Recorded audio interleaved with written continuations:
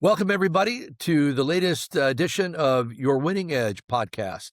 This is about real conversations with SMB leaders who carry the number, who make the call, and who own the outcome. With me today, I've got Bobby Jacobs. Bobby is the head of growth at Thread, which is all about making MSPs better at what they do, and even has a little bit of magic in there, I guess. Bobby is, at least that's what it says on your LinkedIn profile. How are you? Thank you for coming, Bobby.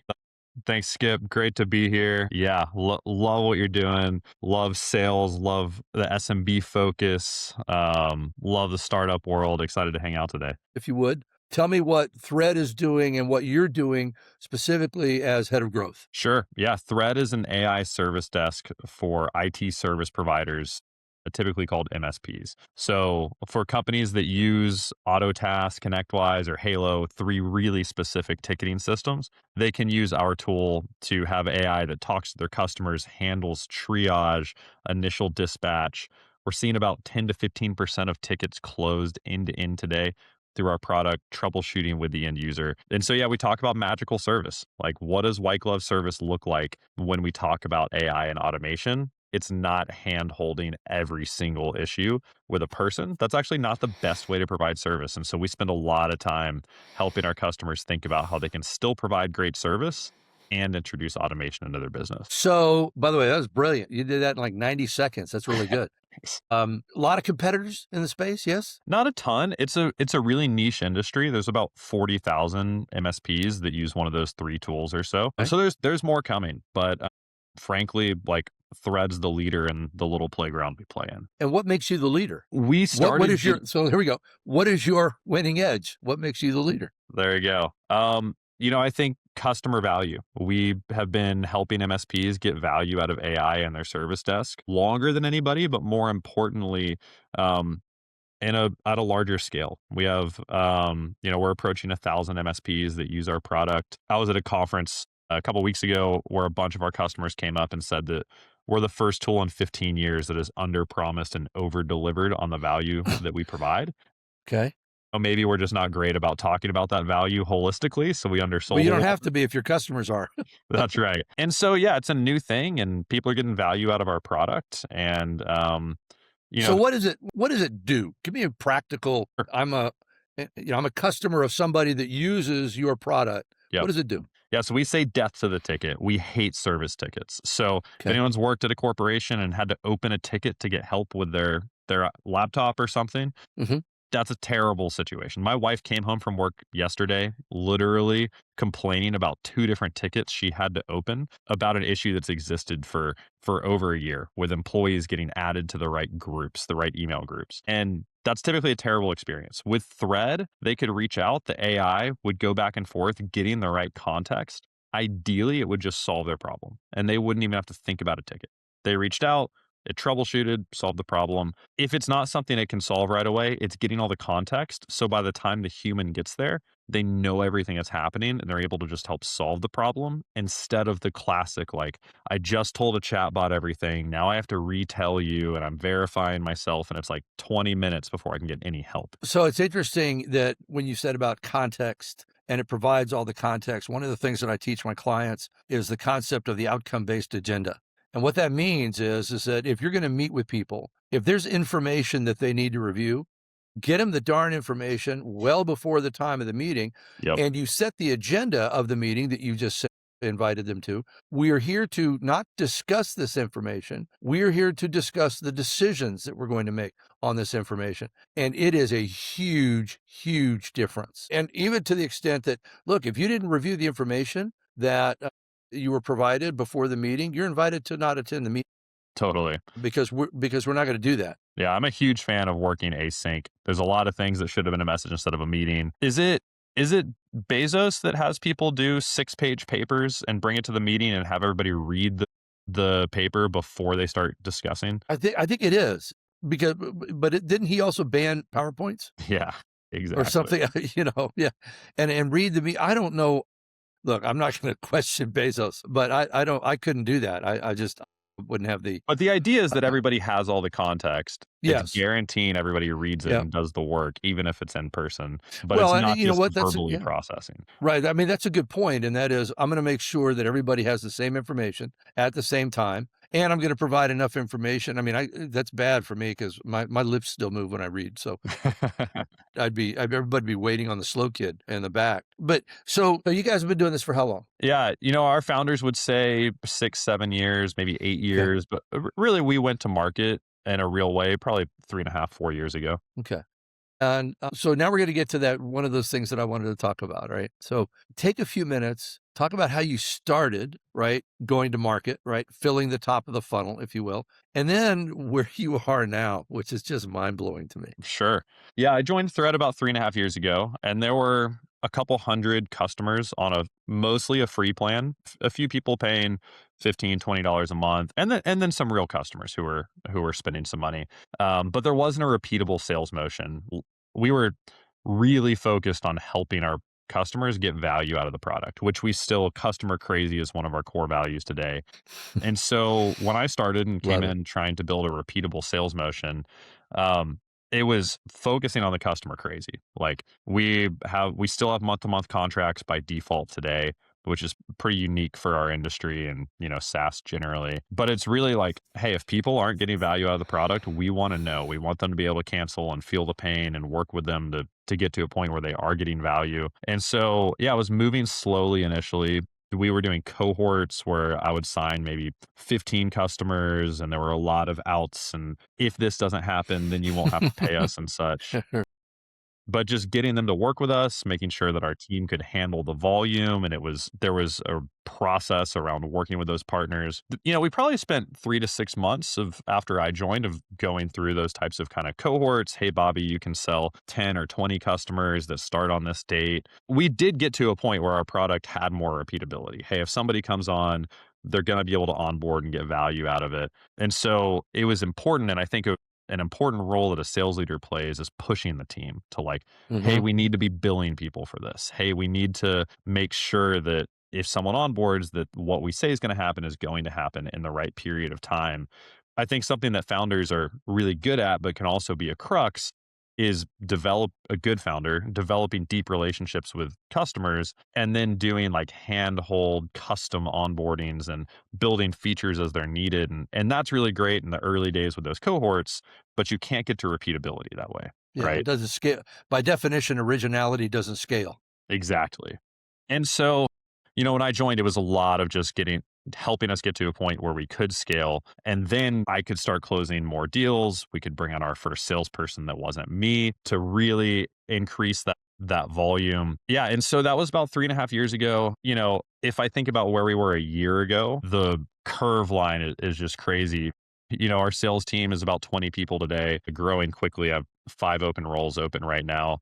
Our marketing team has grown. At that point, I was talking about there was no marketing at Thread outside of the founders and such. And so, yeah, we've got probably about a 30-person revenue organization. We're approaching 10 million in annual revenue. We raised about 18 million of funding in November. We had some funding ahead of that. And so, yeah, there's a lot of exciting things happen, but it goes back to that customer value. Like if we can do that, then we can scale everything on top of it. So how many SDRs did you start with, and how many SDRs do you have now? Yeah, today we have, I think 7. I was just in the office with 2 SDRs that started last week. We have a couple roles open now as well. So I think we have 7 or 8 SDRs and a full-time SDR manager. We hired our first SDR, I want to say a year and a half ago, maybe a little bit before that. And so we went a long time without SDRs. So now we're indexed pretty highly on SDRs, which I know is something that you're interested in, Skip.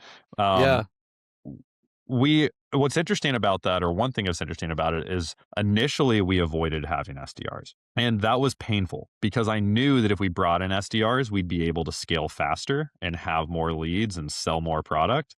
But we also thought that if we brought in SDRs out of the gate, we'd be forcing the sales, and we wouldn't really know how the market was reacting to what we were talking about. We wanted to force ourselves to have healthy inbound marketing, and by not having SDRs and avoiding that initially, it forced us to talk about the right things, to Well, market the right way, to yeah. make sure people were getting value. I mean, you don't know how to lead an SDR until you've already done the job and as far as filling the funnel. Now you've got a number of recs. So ultimately, in the next month or so, you'll have 10 SDRs. Basic. All right. How many pure hunters do you have? Yeah. So we have the SDRs filling the funnel along with the marketing team. And then we'll have essentially our ratio is to have about 1.5 SDRs to account executives. Okay. Now I thought it was going to be more than that because I think that you had talked about how you were really, and I think I recall saying, my God, that's like 2 or 3 or 4 Yeah. and your emphasis was we've got to be able to fill the funnel Yep. or, We or else, or fluctuate a else little nobody bit over eats. time. We Yeah. fluctuate a little bit. We've been as high as 2 SDRs per account executive. I would love to do that. I think that's a great place to be. We're closer to about 1.5, and our model is somewhere around there. What role right now is, and I see this, God, I cannot tell you how many playbooks that are out there on LinkedIn right now, utilizing AI and AI agents and displacing your marketing department and so on and so forth. What's AI doing for you guys right now? Yeah, it's funny because we're an AI product. We spend all of our time helping our customers think about, like, if you don't implement AI into your business, you probably won't get to exist in a couple years, and it's fundamentally changing the way you provide service. We're pretty low tech on our sales and marketing team, to be honest. Now, that doesn't, compared to previous organizations I've been at, we're really high tech, right? But Okay. when there's podcasts that are like, yeah, AI SDRs, like, why are you hiring salespeople? It can all be automated, like, have go to market engineers at scale. Like, we're really low tech from that perspective. We don't have something like Clay doing all this research and getting a million data points and then automatically writing emails and doing outbound and booking meetings. Like, I think there's value there. At the same time, we're growing faster than the companies that I know that are doing that. So Mhm. it's not that there's not value in it, but at Thread, like, we use a tool called Seamless. Shout out for Seamless. It's Mhm. really Mhm. great. You can go to Yep. anyone's LinkedIn and get their personal information. Our SDRs use Seamless. We don't even have that working in an automated way. But an SDR can go to someone's LinkedIn and get their contact info. So we're able to target the right personas. We use HubSpot pretty majorly. HubSpot's come a long ways in the past few years. There is a Mhm. decent bit of automation as far as sequences and email marketing and data enrichment and such. But yeah, we're pretty low key. Like, our team sends emails, we make calls, we target the right people. It's kind of it. Well, and you're growing, right? And so Yeah. it's not like you're battling to just kind of keep your head above water. You guys are really growing. You found some sort of methodology, right, Yeah. that works for you. And I think every company needs to understand that what works for Method or for Thread may not work for you. You just have to really take a look, and it's all about really knowing who your customer is. When you're looking at top of the funnel, it's really, how do I get them to have a conversation with me? What is that thing? That's pretty simple. Right. And if you can do that with AI and it gets those conversations, I question whether or not the leads turn into SQLs at any better of a rate than somebody that's outbound calling. But again, outbound calling is a different issue as well. And you've got to really understand, what is it that your market is buying? How do they like to buy? Right. Because, and again, look, I've been doing this since the fax machine came out. Right. I'm not sure that I really believe all of this work that says, well, everybody's really checking the buyer now is checking you out long before they ever talk to you. You know what? Buyers have been lazy forever and they're still lazy. Okay. They Sure. may be ruminating about the problem in their head, but the reality is they're not really doing a lot of investigative work. Or if they are, they're not doing it. That's going to be somebody 2 or 3 levels down that's doing the investigative work that's out there. And so now the question is, how do you get that person to level up and then level up so that you wind up actually talking to somebody that you really want to talk to? Right. Sure. And inbound is important. Like, it's really important. Like, we would love Yeah. as much inbound traffic and referrals as we can get. We track that closely. We do get inbound. We work on it.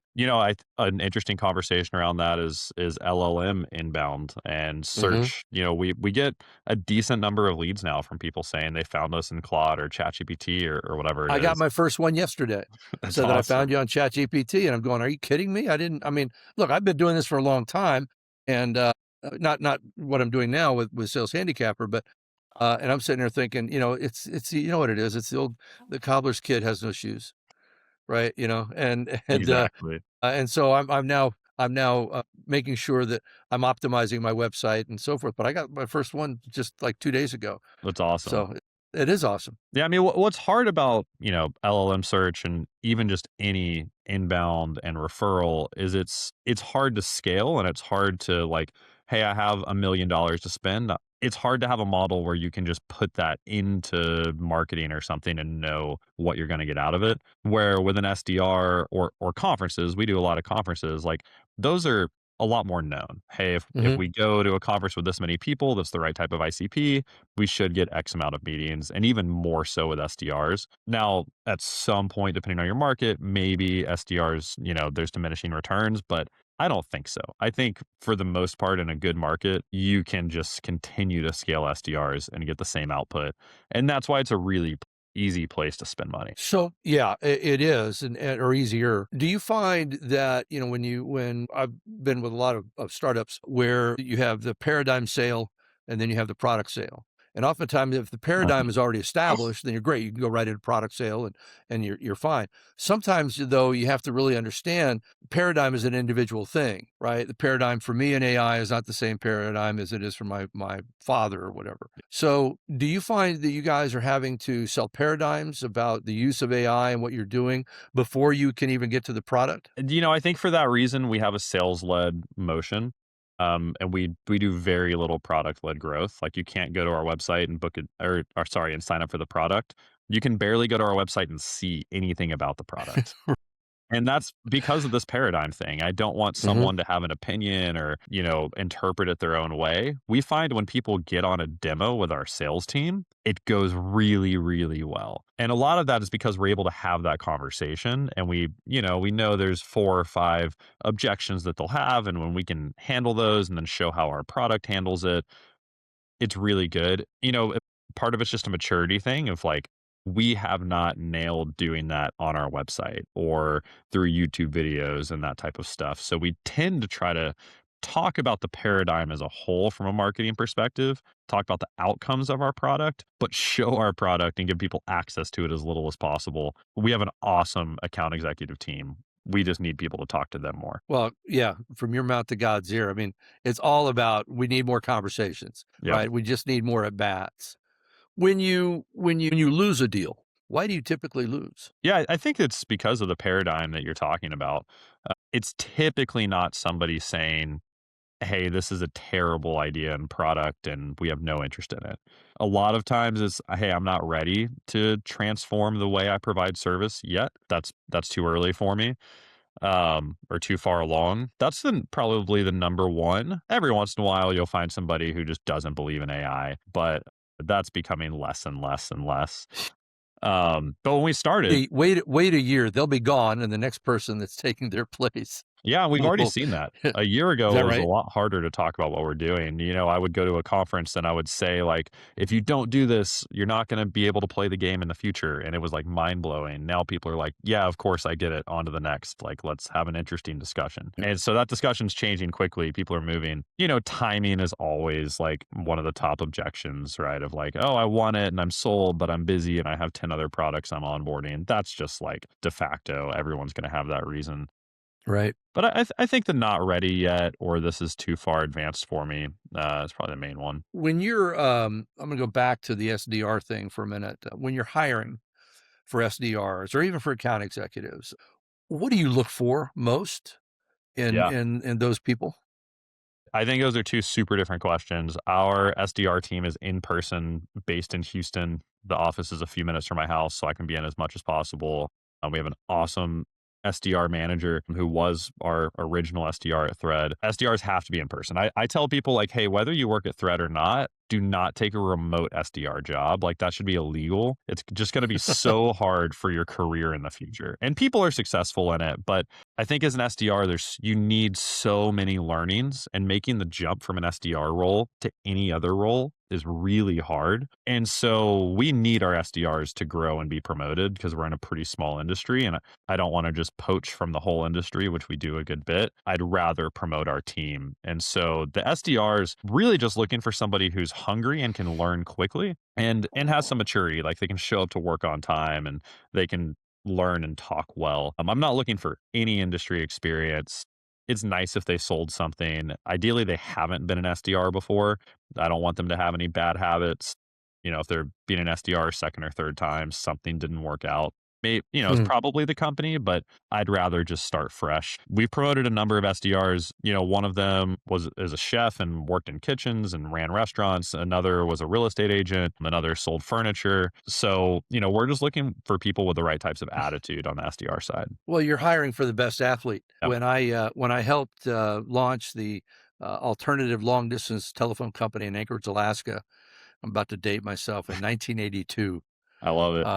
I answered an ad in the Dallas Morning News, venturous sales manager wanted, and I was 25 and stupid and totally it was, okay, I'll try. Sounds like It's a different trip. story.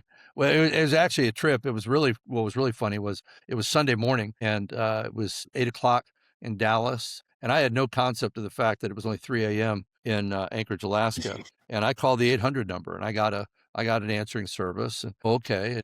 I said, after about 5 minutes, I talked her into giving me the president of the company's home phone number. And again, it still hadn't clicked with me that it was 3 a.m. Yeah. And I knew it was Sunday, so I figured, okay, I'm gonna look good. So I called and woke him up, and he didn't just hang up. He said, I want you to call the VP of marketing. You're going to be reporting to him. I want you to call him. Tell him that I told you to call, but here's the condition. You have to call him now. And so I did.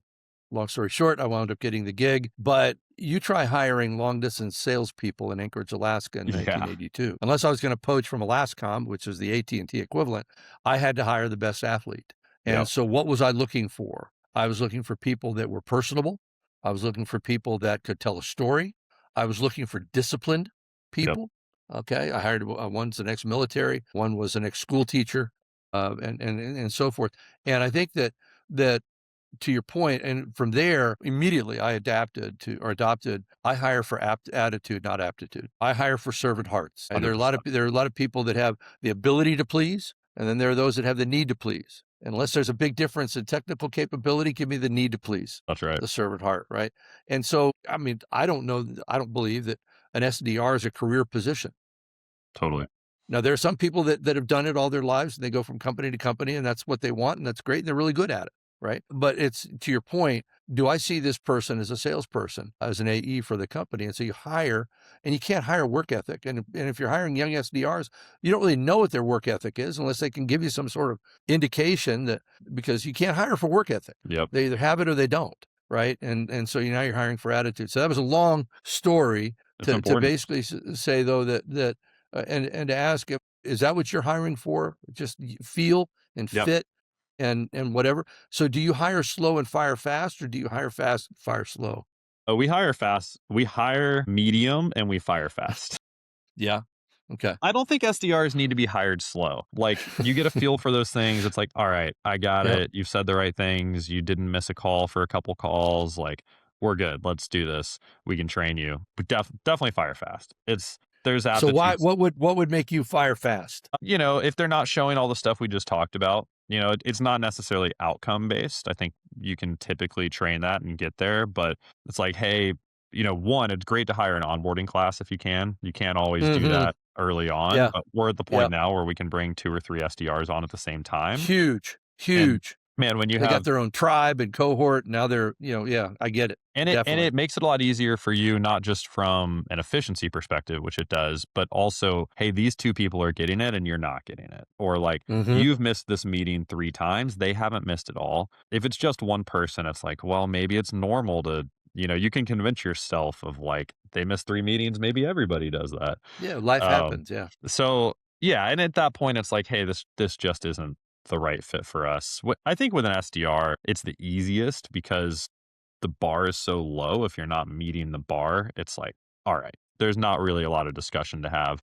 I think when you get into account executives and other roles, especially because the ramp time is normally longer too, that it can be fuzzier of like, all right, this person's experienced. They know how to sell. They know how to show up to work on time. Are they learning fast enough? Are they checking the boxes? And, we do a 3-month ramp for a senior salesperson at Thread. And so 6 weeks in, it can be pretty hard to tell, like, how are you doing along this ramp? So I'm still very pro fire fast, but it's harder to do it in those situations. Well, it's funny. I mean, it's, the expectation is the most powerful word in the English language, and it's also the most dangerous because most of the time expectations go unspoken.